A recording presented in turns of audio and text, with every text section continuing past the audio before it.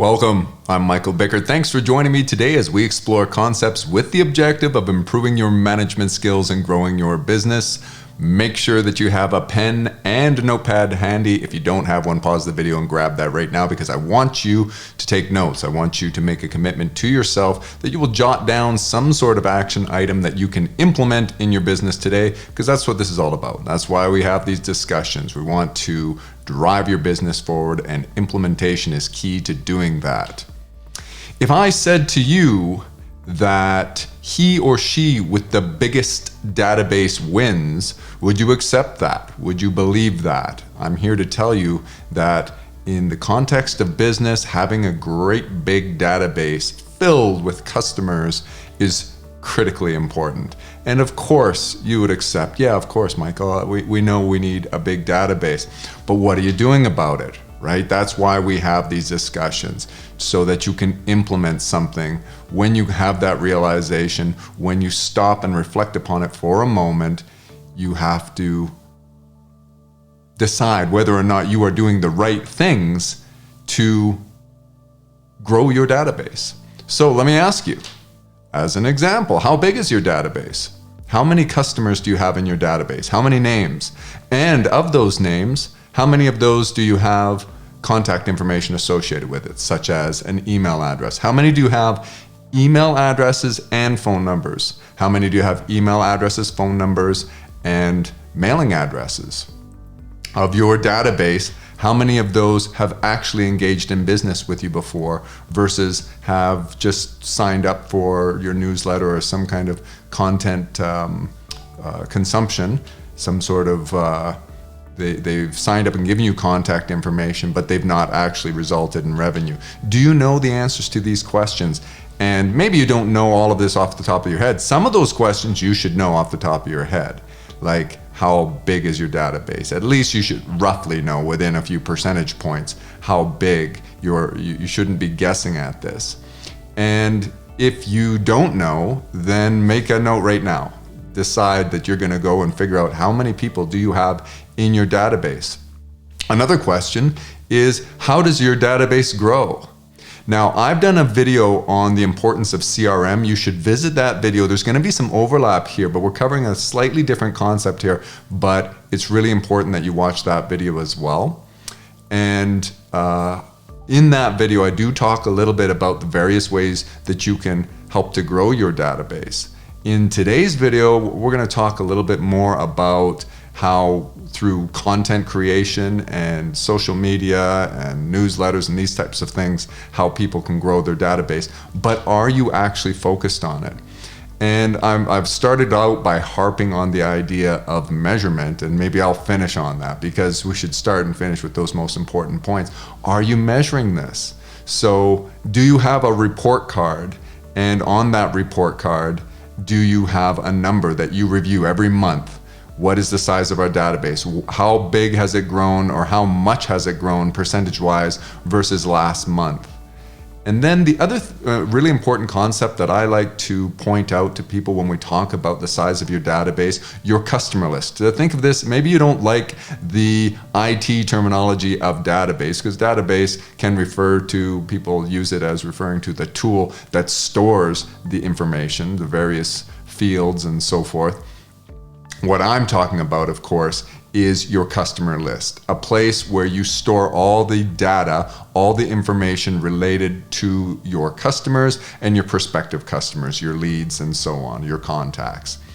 And I like to distinguish between the database as a whole and what I refer to as your active database. How many names do you have that are active? And we want to define what active is. And in your business, active might be different than in mine. So I used to say that somebody is only active in your database if you have engaged them, if you have communicated with them within the last 90 days. There are some businesses who would say, well, that's crazy talk. If I haven't engaged with my customer within the last week, we don't consider them active. They're stale.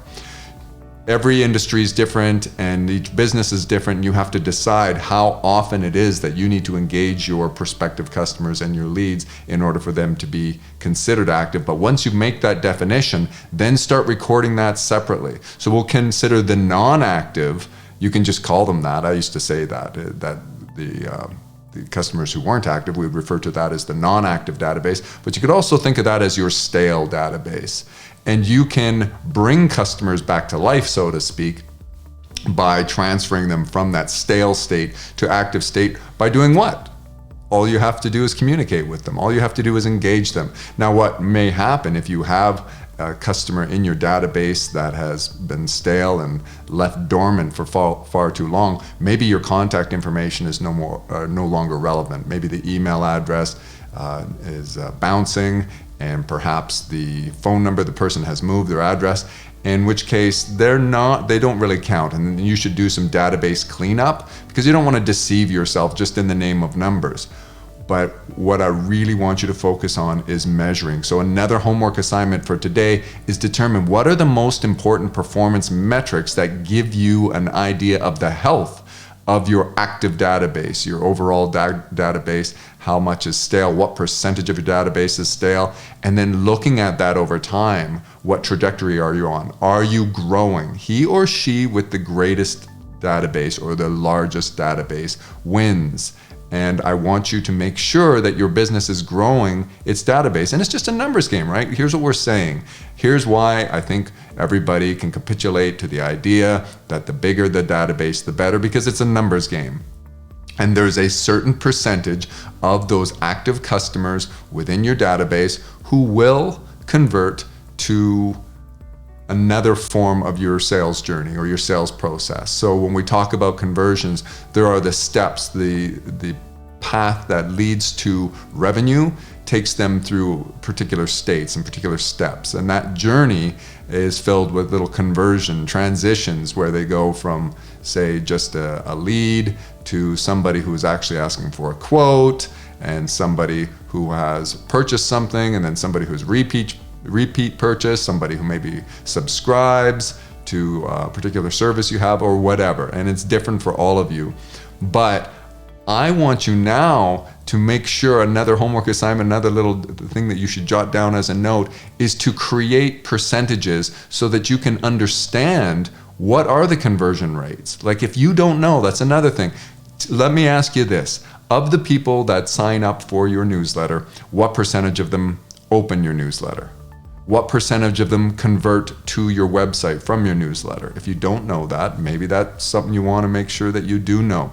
What percentage of your active database results in revenue each month? So you might take a metric such as $100 of revenue as a ratio to your overall number of customers in your database, or $100 of revenue as a ratio compared with the overall number of customers in your active database. And you can do that at any conversion point. So I'm saying active database, that's somebody you've engaged with in whatever you've defined in a period of time.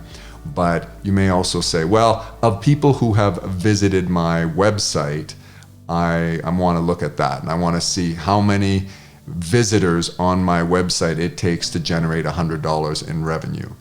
So think of these performance metrics and how they relate to your database, and ask yourself, are you doing anything to track that?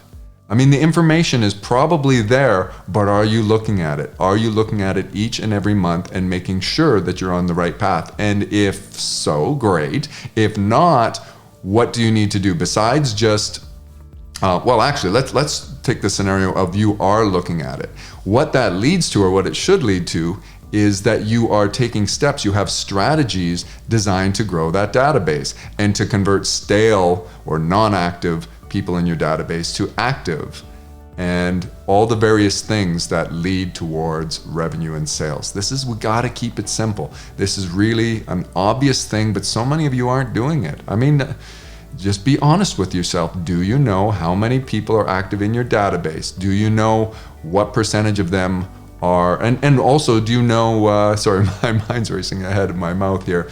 I was gonna say, what percentage of them are converting, and do you have sort of those performance metrics that can lead you to proper strategies? Do you know where those people came from and got into your database? Like, do you know the sources? That's another really important point. I mentioned in that other video on the importance of CRM that you will be able to strategize to grow your database by the various mechanisms, but are you recording where people are coming into your database from?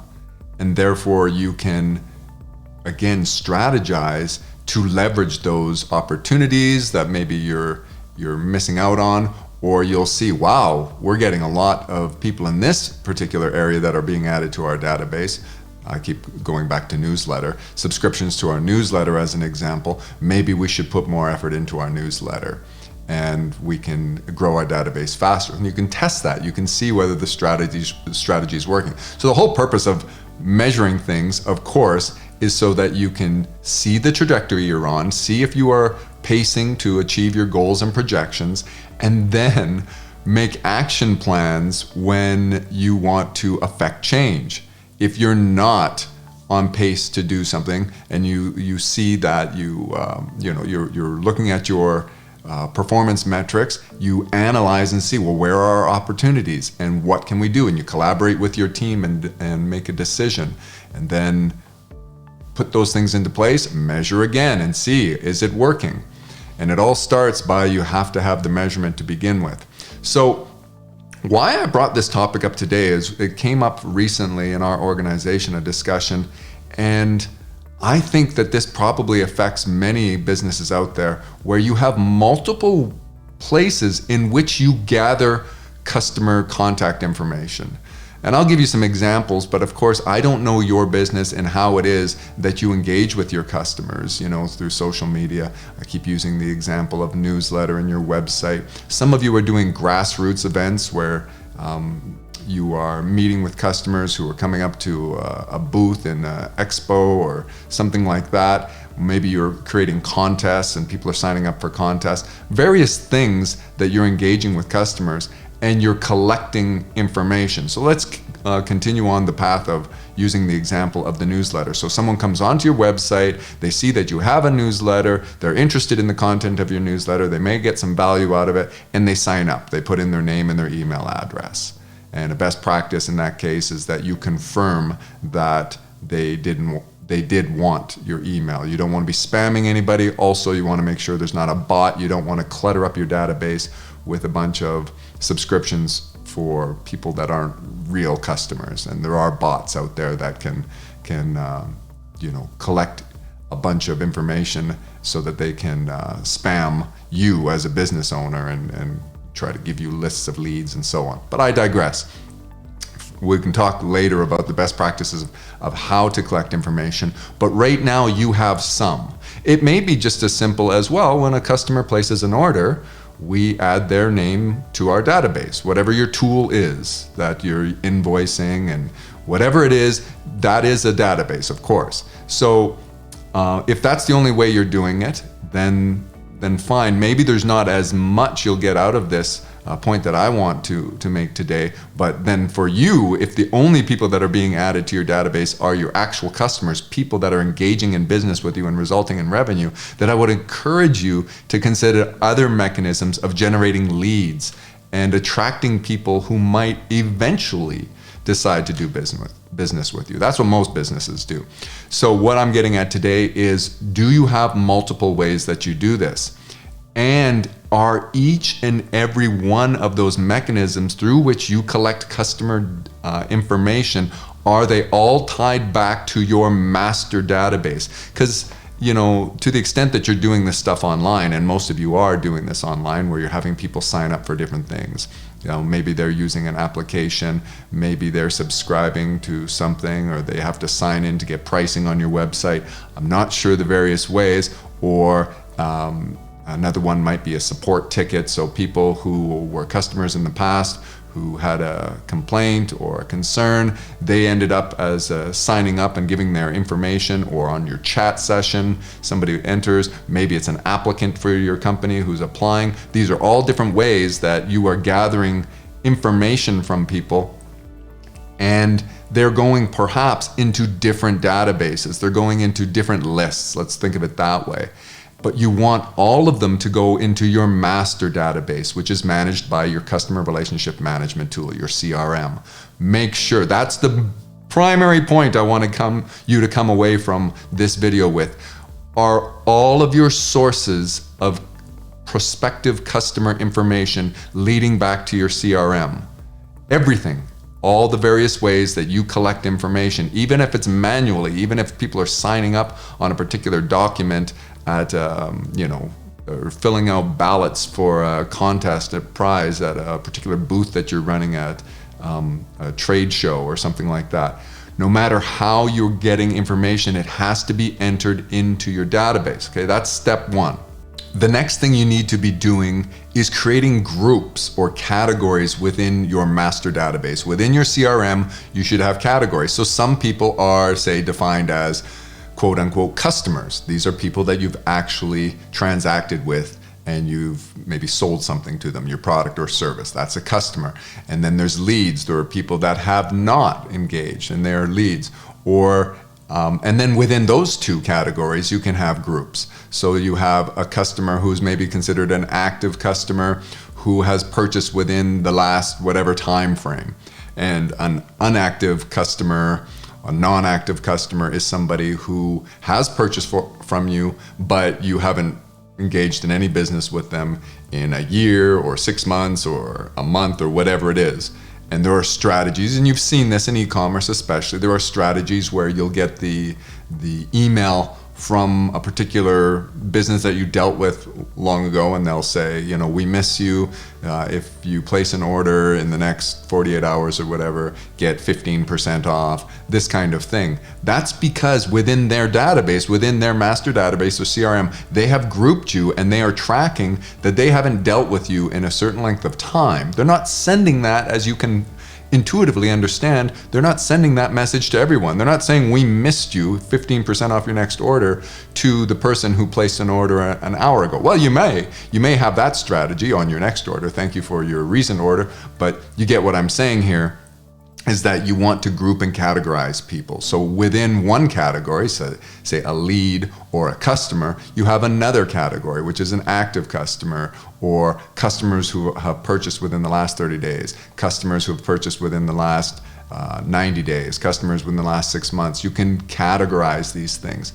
And then your email campaigns and your strategy can change to try to convert again. It's all about bringing people through the conversion. Now remember, don't spam people to death with things that are all about you, and generating revenue. People get it. They know you're in business and they want to engage with you. And if you've done a good job, if your product offers good value in the marketplace, then people will want to deal with you.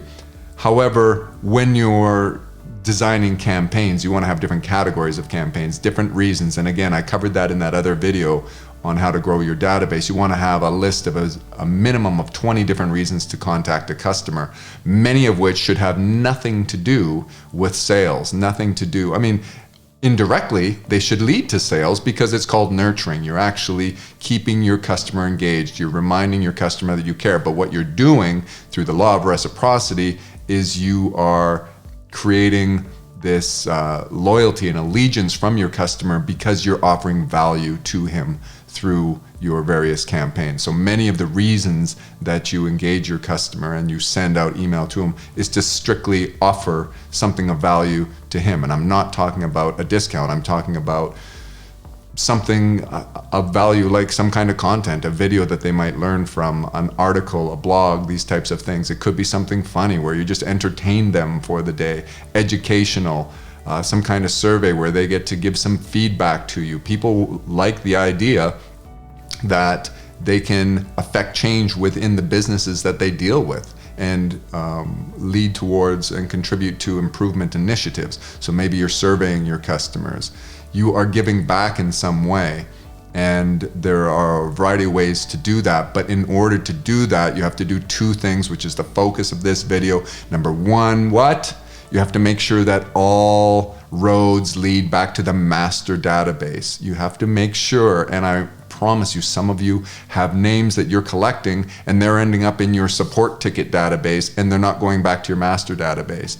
And maybe you say, well, they were already in there because they were a customer. And that's not always the case, of course. But in that example, I would say to you, but then is it updated? Maybe in the support ticket, when they gave you more information, it should have been going back to your master database so you have the most relevant. So when anyone who looks at the master database and you're creating strategies of how you're going to engage your customers from your CRM, your master database, I'm using those terms synonymously, they can have a better strategy. They have better intel as to where this customer is in terms of his relationship with the company. Because if your master database, if your CRM had notes from a year ago when you last engaged with the customer, and your support ticket was, only 2 months ago and there was a complaint, and you don't have that information tied in and integrated with your CRM, then the person who's creating the strategy for how you're going to engage with that customer is oblivious to the fact that they just complained 2 months ago. And how would you engage with somebody who complained? It would be different than somebody who seemed content a year ago when they placed their last order. So you get the idea. The two things you need to do is make sure that all roads trace back to your master database, to your CRM that you're integrating it. And secondly, that you create categories and groups within your database. Not everyone's the same. And then you create strategies around the different types of groups of how you will best nurture those as leads, how will you best communicate with them, because people are different. Some people only want to read your newsletter. Some people are very interested in every time you have a sales special. Some people are interested in giving you feedback, and they might want to take place periodically in that kind of polling that you might do as a company. There's all sorts of strategies. We can go. This is a really important concept. I just wanted you to start and start thinking about the size of your database, and if it's not growing, why not? Or if it is growing, could it be growing faster? Are you leaving opportunities on the table because you're not getting some of the names that are being added? They're being added maybe to an individual in your, or a department, or an individual within your company is sort of hoarding the names, and they're oblivious to the fact, oh, I didn't realize. I've seen this. Companies are running multiple databases. They're parallel databases. In one department, it's this one, and another one, it's that. You have to make sure they integrate, and all, you have one master area that it all is accumulated, so that you can then create these groups and strategize from there. I mean, you've heard it said that data is the new currency. So you're trying to accumulate not just names and email addresses. You want to continue to learn more and more about your customers. The degree to which you learn more about your customers will influence and affect how much you are able to build that relationship and the conversion percentage. And so buy into that notion that the data is the new currency. I'll tell you this, the size of your database, or the health, if you want to look at the performance metrics and define it differently as opposed to the size, but the health of your database is a great harbinger for where your business is going. Are you on the trajectory for success? If you are seeing growth of your database and improvement in the health of your database, then you know that things are going well. You're on the right track. And even when revenues are down, you can take solace in, yep, but we are growing. We know our conversions. And on the other hand, if you know those metrics and they're not going in the right direction, it's not growing, your database is actually dwindling, or the health of it is failing, where people are converting from active at a greater rate to non-active or stale, then you know you need to act now. Don't avoid this stuff because you think it's difficult, or you think that you just don't want to know that. I don't know who is doing that, but people procrastinate in business. If you don't have a knack for this stuff, that's what we're here for. Reach out to BMI, go to our website, and one of our professionals can look after this for you. We can, if you have a really antiquated database or technology that you're tracking this stuff really reasonably priced, we can get you into the world's best CRM tool, and we can start tracking all sorts of things. And if you don't have the technology to do some of the stuff that I discussed today, make sure you reach out to us. Another thing is sign up for our newsletter. Go to bickertmanagement.com and sign up for our newsletter, and we will engage and give you things of value, more business tips and that kind of stuff, and more access to blogs and videos and various types of things that we think, and even our specials, and when we offer discounts on our products and services, then you can be kept in the loop. So make sure you sign up for that. I think that's where we're going to leave it today. Please leave a comment if you want me to elaborate on some of this stuff. I know always when I finish recording, I go, there's about 5 things that pop in my mind that I should have discussed. That's a topic for a future video, but I like to get the comments from you to lead me and guide me of what's of most value to you, what you're most interested in. And so leave a comment, and certainly if you have some suggestions that other business people might benefit from, then leave a comment, because we all need to learn from one another. Perpetual refinement.